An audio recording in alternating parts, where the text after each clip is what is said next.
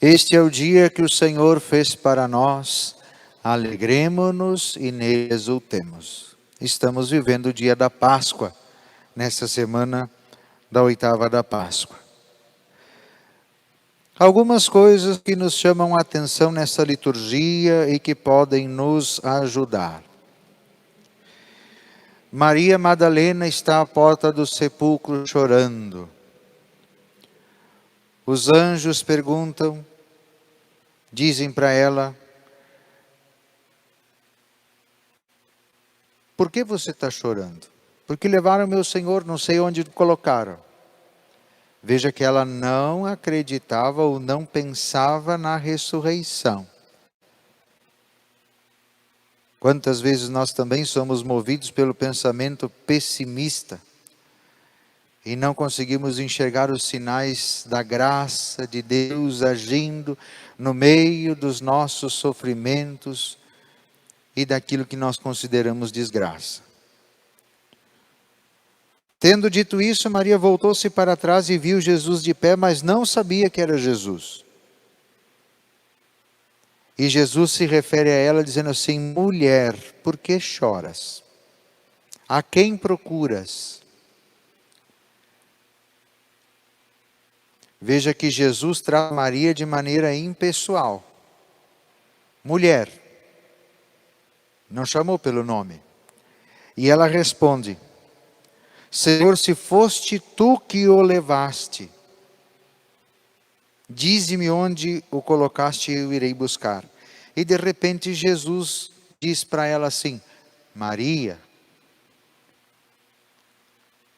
Quando ela ouviu Jesus chamá-la pelo nome, ela se deu conta de quem era que estava falando com ela. Vejam como é importante o encontro pessoal com Jesus, aquilo que eu dizia já ontem. O encontro pessoal com Jesus. Só quando a gente fez um encontro pessoal com Jesus, nós vamos sentir Jesus nos chamando pelo nome. Entendem que quando a gente diz assim, o padre, o pessoal da comunidade, que faz a experiência da vida de fé, de viver juntos, o batismo, como a gente está vendo, tudo isso ao longo dessa semana, quando a gente diz para algumas pessoas assim, vem para a missa. As pessoas, se não fizeram um encontro pessoal com Cristo, elas não se sentem convidadas. Elas não se sentem tocadas por esse convite. Agora, quem faz a experiência com Cristo, por que persevera? Porque não sente o chamado geral, é para vir na missa. Não, ela sente ser chamada pelo nome. Maria, João, Alexandre.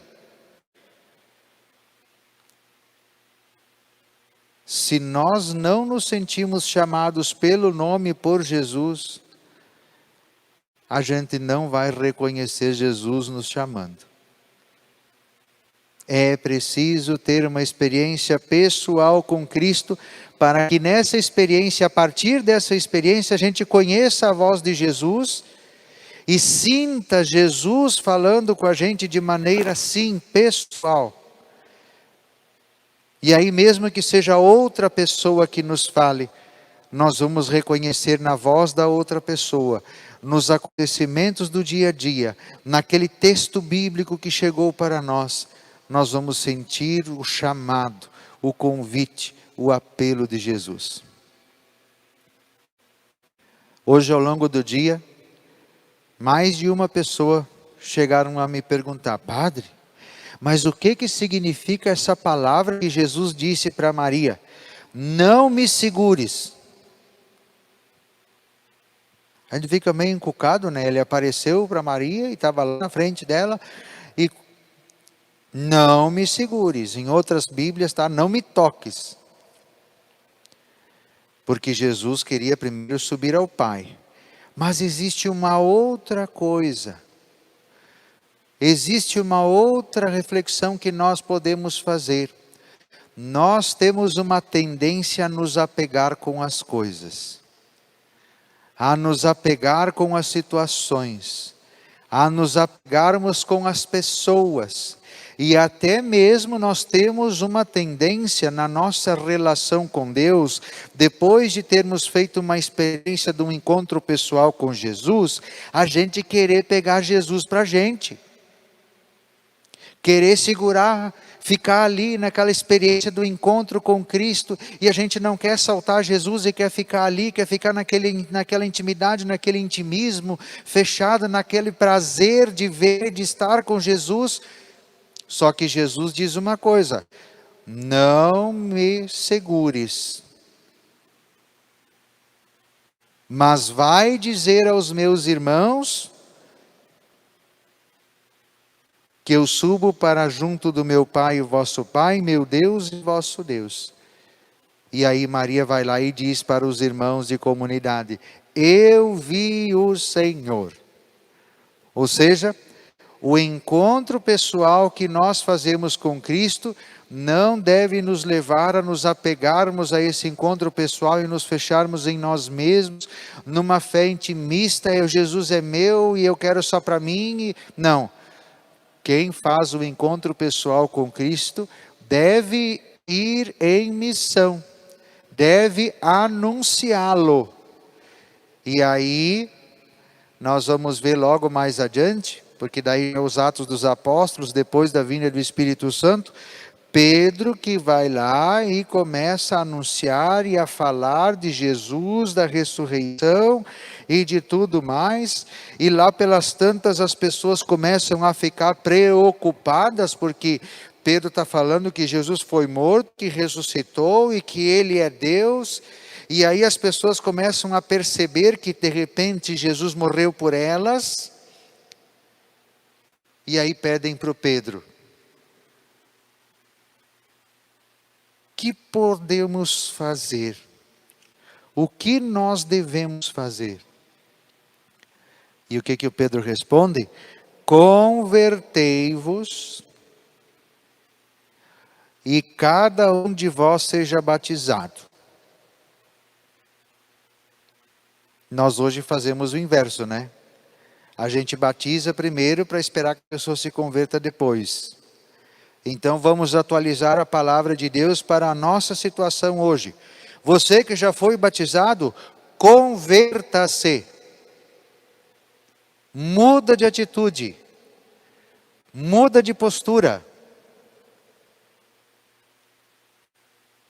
Convertei-vos e cada um de vós seja batizado. Já foi batizado? Então está na hora de se converter, é o que está faltando. Não se deixar levar por esta gente corrompida. Olha o que Jesus fala: salvai-vos desta gente corrompida. Quem é essa gente corrompida? A gente que ainda não se converteu. E tem gente que às vezes é batizado e não se converteu ainda, e fica corrompendo os outros.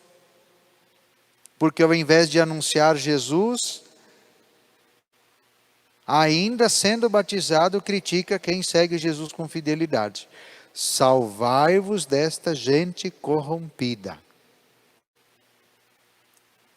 Queridos irmãos e irmãs, para terminar nossa reflexão, o refrão do Salmo diz assim: transborda em toda a terra a sua graça.